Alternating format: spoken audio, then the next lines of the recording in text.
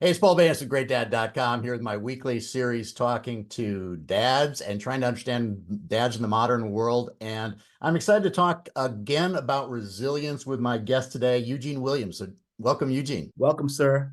Glad to be here. Well, we've been talking a little bit about resilience, and your profile really jumped out at me. You've been an educator for years. Your career has been in education, and both Sure. as a teacher and as a principal, Yeah. helping develop people and how helping them succeed in life. And I know that resilience is a big part of that. And as an African American man, we talk a little bit about this, about your feelings about how racism holds people back, can hold people back, but that resilience is part of the answer in moving It is. ahead. So It is. maybe we should maybe we talk about a little bit about your career and what you've learned along the way, what you've seen along the way. Well, having been a teacher for 10 years in the classroom and an administrator for 17 years at the public school level, my last year as a high school principal was just this past year. I left the principalship in June of 2023. Hmm. And so, being a person who has to talk to kids about academic success and social success and athletic success, resilience and the ability to be resilient is always very important in my conversations with them. We talked earlier about if I could give a key tip about resilience. And I've always been a very matter of fact guy and very straightforward guy. Mm-hmm. So I want you to take this tip in the spirit that it's given. You're resilient because what's the alternative? Right. Oh, yeah. My father and my mother used to tell me an old saying when I was younger: you have two choices in this life, give up or go on. At the end of the day, it's down to those two choices. And whichever path you take dictates what's going to happen to you. So resilience, especially in this time when so many things are happening around the world that, our belief system, the things we used to believe in, the things we grew up hearing and knowing and having faith in are changing on us all the time. Right. Now, and then resilience is got to be the theme word of the time, I would say. Yeah. Yeah. I think some people would say, well, you're just being Pollyannish. That's like giving people false hope. There's so many things that especially for someone of color, that are holding you back, that are obstacles that you can never surmount. And why try? Then I think you and I both we're on the same page about, like, yeah, what's the alternative? You just roll up in a ball and sleep all day? I mean, That's not going to work. that's And not going what to you work. find out, especially as an African American man, sometimes you have to go out and make an active effort to find the success, to find the wins, to search them. So you could sit here and say that, I'm a poor Black kid from this urban neighborhood or this rural area or what have you, and woe is me. And there be plenty of reasons historically and currently for you to do so. I get that. But look around you and see the successes of people who have come from the same or worse circumstances than you've come from, Right. especially as an African American. Right. And I think that, on the very simple terms, my daughter, who's 25 years old now, she shared a story with me one time when she was in her AP history class. And the teacher was talking about the 1950s, and she was the only Black kid in the class. Yep. And the teacher was talking about the 1950s, and he said, and these were the happy days. These were the great days, and things were going well in America and all this. And she raised her hand timidly and said, with all due some folks, but not everybody was that happy. And I laughed at that, and she laughed at that. But the point was to say, when you talk about being Pollyanna and all that, there's always going to be struggles. For whatever reason, some people have fewer struggles than others. Some people have more struggles than others. Some people have different struggles. So, you have to deal with those things in a different way. But as far as I'm concerned, let's get back to the real beginning. And I don't think it's Pollyanna at all to say, okay, you could sit there like we just talked about. You could sit there and wring your hands and lament all the terrible things that could possibly happen to you. Or you could say, hey, what am I going to do to make sure that I put myself in a position to win as often as I can? There will be things in my way, but what can I do to make my best effort to put myself in a position to win? And find those things and investigate those things. And if you study, you find out, number one, that there were, if we talk about Madam C.J. Walker, and she was had a great cosmetics empire in a time when Black people had very few businesses, We think about even in terms of the town of Tulsa back in the day, before the Tulsa massacre, this was a town of African Americans who put together an infrastructure, an economic infrastructure that the white neighborhoods around them were jealous of. And that jealousy caused the destruction of that neighborhood. So even in difficult and tougher and rougher times, I mean, Frederick Douglass was a slave who taught himself to read. These are all, when people are going through some real struggles and are able to achieve and able to become legends in our history and our society, we know that now that we have the advent of social media, technology, computers, and access is greater than it's ever been, it's a matter of how we use our access, as opposed to lamenting the fact that we don't have as much access or money as others or as we would like to have. Well, there's so much there that you just brought up, and I'm cautious because I can't understand I guess I get nervous about expressing any kind of opinion about this because it's hard for me to say that you should be resilient when I don't have your life experience. But the problem is, though, everybody has a life experience. Yeah. Everybody has something that they're coming back from. It's not necessarily better or worse or harder or softer. It's different. Yeah. So, there are some kids that have everything they want, that have a beautiful house, all the toys in the world, but they just wish they could take the time, their dad could take time off work just to talk to them for 5 minutes. Sure. And then there's some kids that have none of those things, but have all the love and support from their parents that one could ever want. Who's the richer? Who's to say? Yeah, right. So it's all about figuring out what you can do and what people like you have done in your same situation and emulate that process. Yeah. We talked a little bit before about how hope or aiming for something large really plays a role in this. And how do you see that? Like, I think a lot of people would say that, no, my potential is capped here because of XYZ, whatever that is. And then other people would say, no, I'm going to aim, the classic aim for the stars and land on the moon or whatever that thing was. But, you get the idea that you can't get to even, moderate level if you aren't really aiming for a lot higher. Well, I'll give you a story. That's the best way I can describe what you're talking about. I'll give you the story of my father, Dr. Eugene Williams Sr., the late Dr. Eugene Williams Sr. If you ever watched an NFL game or an NBA game and you've heard the song Lift Every Voice and Sing played before the game, you have my father to thank for that. In 2017, he started that movement. He first started it with the Washington Wizards because he was a big fan of his hometown team. And then the Brooklyn Nets did it, and then the Golden State Warriors did it. And before you know it, the whole NBA was doing it. Big chunks of the NFL were doing it. Even some NASCAR races were doing it. How about that? You can Google that. Just Google Eugene Williams Sr., Lift Your Voice and Sing. It tells you his whole story.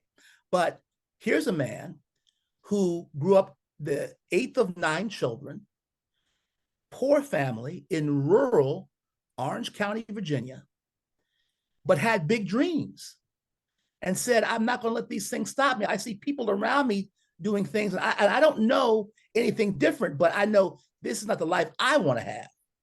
Right. And so here's what he did. He went to school and did well in school, of course. But after he got a certain age, in his teens, late teens, he got a summer job as the houseboy for the headmaster of Woodbury Forest. And Woodbury Forest was the prominent, predominantly white private elite school in his area of Virginia. And he became a servant, a houseboy for the headmaster of that family. He used that money and saved it to pay his own way, along with some scholarships, to St. Paul's College to get his bachelor's degree. He did that. This was St. Paul's College. He went and taught for a while in Charlottesville as a teacher, and then ended up becoming a master's degree candidate at the University of Virginia, and eventually got his doctorate degree from the University of Miami, and became a principal, became a director of test score improvement for DC public schools, all of those things from little old humble Orange, Virginia, because he had dreams and he didn't give up. And he saw the world around him. He said, but my father was always the type of person that believed, and he said he got this from his father, He believed he was as good or as smart as anybody else, regardless of race, creed, or color. And he knew the racism that was around him because he was around when racism was really pungent and really happening in this country. But he decided, I want to take this route and I'm going to do this. And he was the first of his family to graduate from college and got his doctorate degree and became a well-known figure in DC public schools education and around the country because of his work with Lift Every Voice and Sing. Yeah. So how much do you think that self-image plays a role in resilience? Because it sounds like he had a very healthy ego, maybe, I don't know, maybe even oversized ego for what his circumstances were, but he had that belief in himself that led him to be able to continue to keep on striving. I think ego is huge. I think, and ego, sometimes it's used with a negative connotation. Right. Ego is not always negative. Positive self-image is very important because, especially depending on what type of path in life you take, because there's some paths in life where you'll kick a large number of no's before you'll get a yes. But when you do get that yes, it's so magnificent, it was worth every no. I'm a former child actor. And I've been on stage with Bill Cosby. I've been on stage with Ossie Davis, Ray Charles, Pearl Bailey. The list goes on and on as a young man. And I can tell you, my father and I traveling back and forth on the old Metro liner from DC's Union Station to Washington, D.C. to New York to go to auditions. There were a lot more no's than they were yeses, but the yeses were Jell-O pudding commercial with Bill Cosby. The yeses were the first purple grape in the Fruit of the Loom back to school campaign in the mid-70s. The yeses were the first Black child in a recurring role on the soap opera Search for Tomorrow. So the yeses can be big, but it's about persistence and self-image. And the thing that I have to thank my parents for, because they gave me that, they said, son, you know you have the talent, and we know you have the talent. And anytime this road gets too tough for you, you can always pull out. But just know that we're not going to let one person's no be the final decision, because we know that the odds are in your favor. If you keep working at something consistently over and over again with a focus, you're going to reach the goal or part of the goal. What happens so many times is the very first time we get knocked back or get knocked down, oh, this is not for me. What? How would you know you haven't tried it but one time? Right. Let's try it 2 or 3 or 4 or 10. And a lot of times, just when you're getting ready to stop it say, I'm done with it, it's over, is the time when the biggest gains occur. I found that in life as well, too. So I had a guest on the other day who was talking about the fact that along with that hope there has to be some amount of success. And that at some point, hundreds of auditions and you're not making any headway at all. I mean, right. The rational choice is to say this isn't for me. But as a father talking to kids when they're up against, challenge after challenge, his point of view is that we need to then be good mentors, good coaches, and steer in other directions or help, figure out where the thing is to overcome. What do you think? What is your feeling about the role of dads in developing a healthy self-image, along with, reality-based thinking? Dads are very important. Dads are hugely important, but to young men in some ways and to young girls in a different way. Yep. I have a daughter and she's 25 years old. And, from the time she came out of the womb, I constantly told her how smart she was, how brilliant she was, how beautiful she was. And so what I've also found in life is, when you believe something about yourself strongly enough, people will begin to believe it about you too. The mere will of you believing, when you walk into the room, I'm that guy. Yep. I'm that one.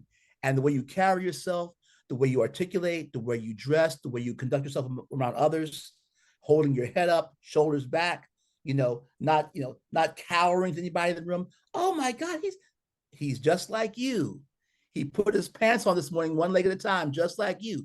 This person goes to the bathroom just like you. So when you talk to them, you don't talk to them in a mood of subservience or awe. You talk to them as an equal.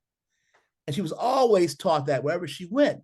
And so there was never anybody around her who could sense a weakness or an insecurity, because we made very sure that she was able to either mask those or had very few, because the way we promoted her and talked to her and pumped her up in everything she did. And we gave her the freedom to fail. That's the thing. You can try things and fail, and guess what? Daddy is still going to love you no matter how great you are or how bad you are at something. He's going to love you. And when you go into that, knowing that you know that if you fail at something, all is not lost. There's always someone there. There's always a support system there that's going to think I'm great no matter what I do. And the one thing my daughter always laughs at me about, she says, Dad, you know what? I don't want to tell you things because every time I tell you something, you always say how great I am. So when a compliment comes from you, I don't really take it seriously. I said, well, that's okay. But here's the thing, though. You grew up believing that you could do things that other people couldn't do because that's what you were told. That's how you were raised. That was a part of the constant repetition in your early life from both me and your mother. And so, so when they talk about the words that come out of our mouths being very important, when they talk about self-fulfilling prophecies, that's not just, a wild theory. That is true.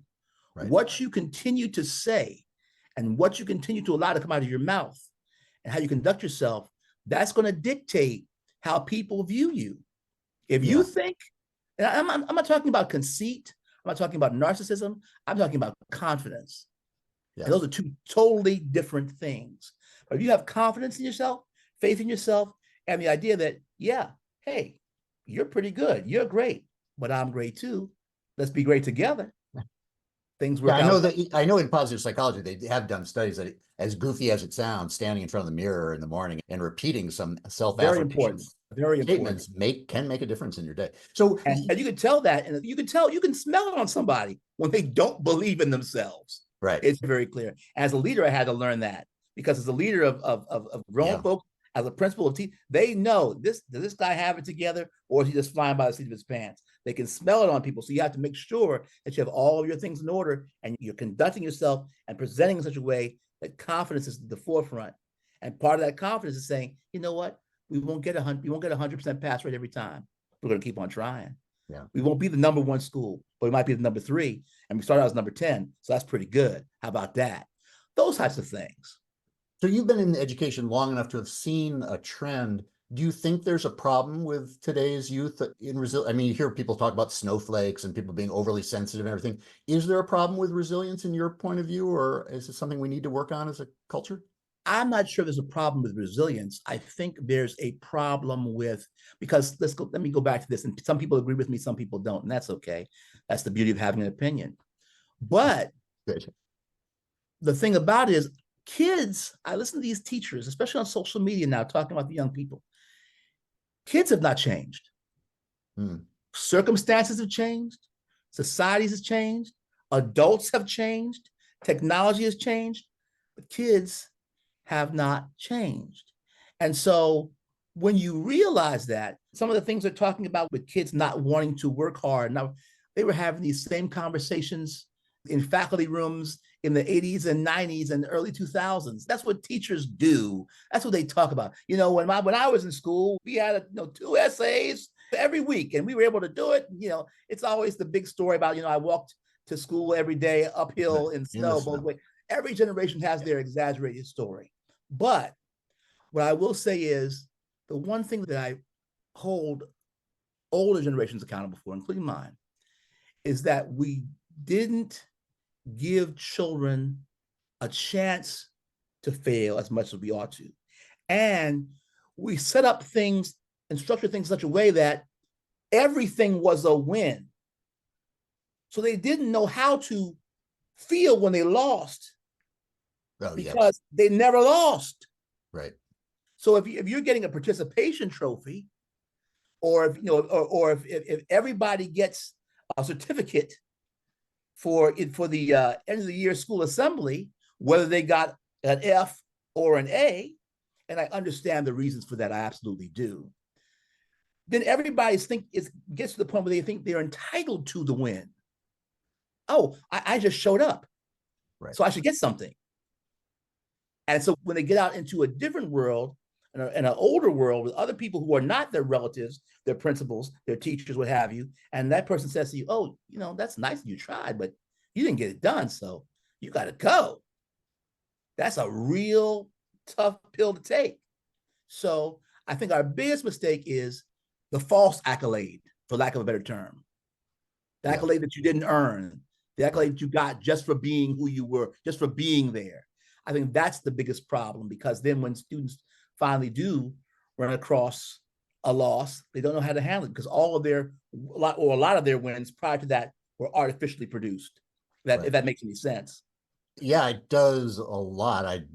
But it does get confusing in the whole world of entitlement versus earning, and then how much injustice there is in the system. And that goes across. I mean, you can be white, black, whatever, and still have injustices done to you. There's lots of unfairness. And I wonder if that plays a role here too, in the whole discussion of resilience, is understanding that the world isn't fair. My father used to always say that. You can talk all the time about how you'd like this utopia and everything, but when you go to work, if you don't play by the rules of the game, you're not going to even be in the game. That's not first. Let's look at it this way.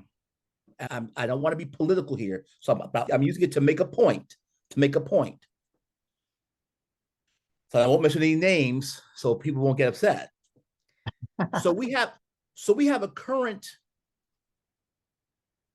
political candidate right now, right, who appeals to a group of constituents, many of whom feel as though life hasn't particularly been fair to them because of their financial circumstances, because of their social circumstances. So how dare these people of color, how dare these people on the left, how dare these other folks talk about how they're being manipulated, how they're being hurt, how they're struggling. We're struggling too, and no one thinks about us. Right. Now, there are 1,000 reasons to debate back and forth historically why people should or should not feel the way they do. But at the end of the day, they feel that way. Yeah. And so, like I said, everybody, I've always been the type of person, especially had to learn this as a principal, you have to look at all sides of an issue. Instead of saying to a person, that person and I are not going to get along because we have different philosophies and beliefs. Nah, I'm going to look at this person's life and experiences and figure out, oh, this is why you feel this way. I don't agree with how you feel, but I get why you, in your circumstance, feel that way. Let's work together and find out. And then you come to find out that if that's how you feel over there on the right, there's a whole bunch of people on the left feel the same way. Maybe you'll have way more in common than you have different. Right. But some other folks have decided to sprinkle some stuff in the game and make you all clash against one another when really you all are fighting for the same thing, just calling it different stuff. Yeah. I think everybody's personal, their feelings of where they are relative to their own self and their own experience, and they're not evaluating somebody else. I'm gonna sacrifice for a while so another group can get ahead. They're just saying I need to pay the mortgage and everything else, right. and I can empathize with a large group of those. There's some horrible people in there too, but there are a lot of people there who are struggling and have seen the world change drastically, and nobody can argue with the fact that the world has changed a lot and taken away from a lot of people. That's really, I appreciate that point of view. We talked a little bit also before we started about your thinking about gratitude. And I'm also interested in that intersection, since you and I both have taught courses about the value of gratitude. You are lucky enough to be a person who has developed gratitude organically. You practice it kind of, the ideal thing is to practice gratitude throughout the day. Appreciate the sun, the sun in the sky, the blue sky and the birds and everything else, but as a continual practice, because that just has a relationship to happiness. Well, what do you think the relationship to resilience is? Well, once again, we talked about it at the very beginning. You have two choices in this life: give up or go on. You can bounce back, or you can not bounce at all. And the not bounce at all alternative it leads absolutely nowhere in a variety of ways. And so you have to realize also that when you talk about being empathetic to other people's situations, there's always somebody in a tougher or worse or different spot than you are. And so sometimes we get so caught up in our own problems, it's hard for us to see that. Like we talked about earlier, every morning when I get up, I say certain things to myself. in my mind. Number one, I thank God for giving me another day, because there's a whole bunch of people that didn't wake up the same time I did. Yep. We both went to sleep. All of us went to sleep at the same time around the world last night, and only a certain number of us woke up, and a certain number of us didn't. Reason to be thankful. Okay, you went to the bathroom, a bathroom in a house that you own. Thankful. You brush your teeth on your own. You could use your limbs, use your arms. You have teeth in your mouth that are still yours after 55 years. Thankful. These things are very important. And when you look at life that way, a lot doesn't mean the problems go away, but the problems don't totally smother you. You don't get devoured by the problems. You understand. I could sit here and talk about all the things that I think are wrong and incorrect with how African Americans get treated by the justice system, by public education, by a variety of areas. But I said, well, hey, it may not be where I want it to be, but I was born 1 year after Dr. King was shot. So imagine how that was. I'm thankful I'm not there. I'm thankful I'm not in that time. God bless me with the ability to be in a time where there are more options. Maybe not as many options as I would like, but there are more, and they are clear. And I'm glad to live in a time where I can actually see Black billionaires, see movie stars, TV stars, artists, scholars. You can, if they're there, they're all around you. And in many ways, they've always been there, but they're definitely more prevalent. There's a growing number. And you see more kids going to college. You see more kids doing great things. You see more people owning houses they couldn't before, even in the midst of this generational situation where our younger people are having a tougher time getting those things. But you see, it's not what we want, but it damn sure is better than it was. Yeah, I think and when you look at it like that, it makes it easier to deal with. Yeah, well, you and I are old enough to take a little bit of a longer view on that. I think that's always been a hard thing for younger people to swallow, is that the change is not coming fast enough. And certainly during our lifetimes, we've seen a lot of change, and it's not close to being enough, but at least we feel there's some movement, and that isn't enough. I mean, and I can see why, if you're 20 and you're coming to terms with seeing a lot of history and knowledge that you weren't even exposed to, given where your circumstances are, it must be something that pulls you back and makes you lose some of that resilience, because it does reinforce how hard it is. You go back to the role of fathers. I think that's the very important part. To be that griot, to be that historian, if you will, in a smaller sense, to be able to tell children about, or your children about, how things used to be for you, and how hard things used to be, and how we had to do, first of all, hey kids, you don't want to read? You don't want to go to the library? Be grateful. You got Google. I had microfiche. Yeah, I remember that. Yeah. Well, they say that's a really Google, important. I got card catalog. It's an important role that we have as parents, to tell not made up stories, but the hardship stories of our ancestors that they overcame. My mother and father-in-law both escaped North Korea. They traveled overland during a time of revolution and war and escaped. I mean, that's like, to me, that just blows my mind. And if they can do that, my kids can do that, right? I mean, and I don't think that's Pollyannish to point to those kind of experiences and say that people have come before you and have overcome really horrible things and have managed to succeed. What you realize, though, is that there are some people who, for whatever reason, find value in the depression, find value in the, oh, woe is me, I can't. Yeah. Because sometimes it's easier to talk about what you can't do than it is to gather the strength and courage to go and try to do what you need to do. Right. It's easier to sit and wallow in whatever you're feeling than it is to go out and actually, put your efforts towards actually going and getting it. Because the biggest fear for some people is, if I try everything in my power and I still don't get it, oh no. Well, okay, try again. Yeah. You don't have a choice. Right. Yeah. It's not an option. And so for me, when it comes to gratitude, when it comes to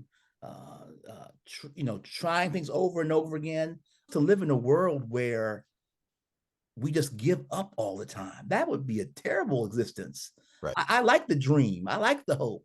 I like the journey of going through it and figuring it out. And, I didn't get there, but boy, we had a lot of fun trying.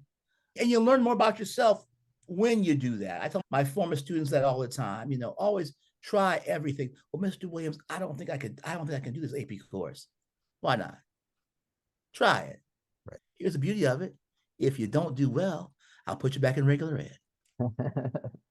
But if you try and do well, it's nothing on your resume. You've grown. This is great stuff to try. And that's the main thing. Freedom, like we talked about before, freedom to fail. If you have that freedom and you're not criticized for it or blasted for failing, what's the old saying? What does fail mean? First attempt in learning. FAIL. Yeah. So it's part of the process. Yeah, well, that's a very important thing, is that expansive thinking that enlarges you as a person, because I think when you get closer to the later chapters in life, you look back at all the things that you did, whether you succeeded at them or failed, all those experiences. I mean, some of the best experiences that you will look back on are the ones where you tried something that was new and you put yourself out there and you had an experience. And it might not have been, it didn't lead you to stardom or, president of the United States or whatever, but it gave you another outlook and expanded your life experience. And the wildest feeling to me, I can tell you, is when you look at somebody else who's achieved greatness and you see them and you know them, you say, gosh, I could have done that. And the only difference between me and that guy or that gal is they made the effort. That's the only difference. Yeah. We have the same amount of money. We start with the same education. We were starting at the same point in life, and he's here and I'm there. Wow, well, good for him, number one. But that could have been me. So it's a matter of what you put forth. You are such a generous person, because I know a lot of people in that circumstances say that bozo got it all and I didn't, and that negative feeling. But that doesn't do any good. It doesn't do any good. It doesn't help you. It doesn't. That bozo did what it took to get it. Yeah, exactly. So well, Eugene, this has been really an enjoyable conversation. I really appreciate your frankness and your approach to this. I think positivity and trying to be as generous as we all can is the only way we get out of this current mess that we're in, and frank discussions like this are really helpful. Now, you have a website, EugeneWilliamsJr.com, where you're www.EugeneWilliamsJr.com. You can also get to me on Instagram at EUGWILLJR. And I'm also at Eugene Williams Jr. on TikTok. And you hear a lot of my fun, sometimes not so fun, takes on current state of public education and what we can do to make it better, and how sometimes it's not nearly as bad as we thought it was. And maybe it's just how we're looking at it. We get first of all, before I leave, I want to tell your listeners something. Negativity is very sexy, and it gets a lot of clicks, and gets a lot of likes, and gets a lot of response. But positivity, if we decide as individuals and as a nation to do some simple things, like if it's not, I've always told my children when it comes to, we talk about bullying, I said, listen, number one rule of life is, if it's not positive, what are you wasting time on it for? If you can't say something good about something, then say nothing about it and just remove it from your everyday thinking and existence. We don't need to go back and forth with, I like this person, I like that person, because at the end of the day, no one cares who you like or who you don't like. What did you do to make your world better around you? And what did you do to make the world better for other folks that live in your orbit? Yeah, very good. And on your website, you've got the books you've written and potential for speaking engagements. So absolutely. I have about 6 books. My biggest book is a book called Grounded in the Word. My father and I took the 500 most commonly found words on the old SAT and cross-referenced them with the words in the King James Version of the Bible, so students can learn the word while learning the meaning of words at the same time. That's a good motivator for a lot of people. Yeah. Okay. Well, very good. You can find my course on gratitude at GreatDad.com/gratitude, and you can get that course for almost nothing, for $1 if you just put the code at podcast1. And then I also have a free coaching session that I offer to talk to people about resilience and about any issue they're dealing with and how resilience plays a role in that. You can find that at GreatDad.com/go. Okay, Eugene, have a great day. Thank you so much for joining me. I really appreciate it. Thank you for the opportunity. Have a great one, sir. Okay, thanks.